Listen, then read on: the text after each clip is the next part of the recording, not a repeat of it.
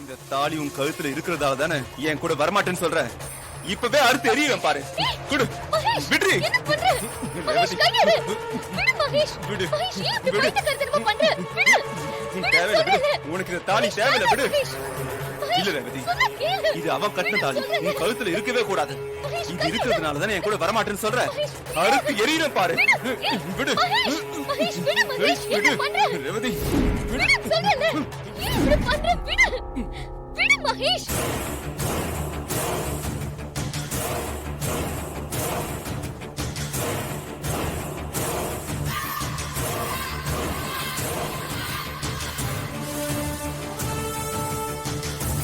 என்னங்க பதட்டமா இருக்கீங்க?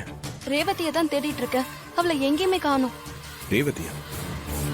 இங்கதான் எங்க எதிர்ப்பா? நல்லா பாத்தீங்களா? நல்லா தேடி பார்த்துட்ட. அவ மண்டபத்துல எங்கேயுமே இல்ல. எப்படியாவது ரேவதியை கண்டுபிடிங்க. எனக்கு பயமா இருக்கு. இல்ல பயப்படாதீங்க, நான் பாக்குறேன். ம்.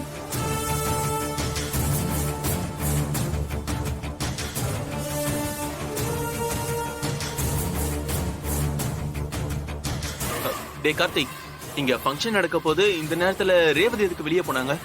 ரேவதியை வெளியே பாத்தியா? ஆமா கார்த்திக், அவங்க ஏதோ பதட்டமா வெளியே போயிட்டு இருந்ததை பார்த்தேன். எங்க பார்த்த?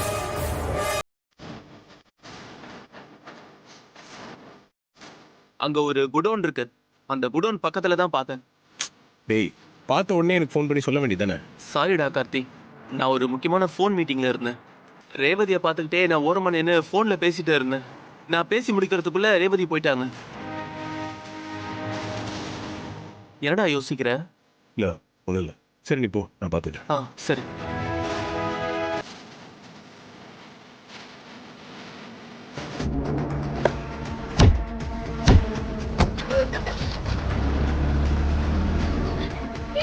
மகேஷ் விடு மகேஷ். சொல்றேன். விடு. ஏன் இப்படி பண்ற?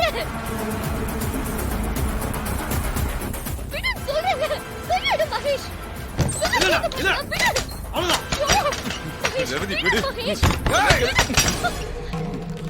ஓய். வாடா. ஏய்.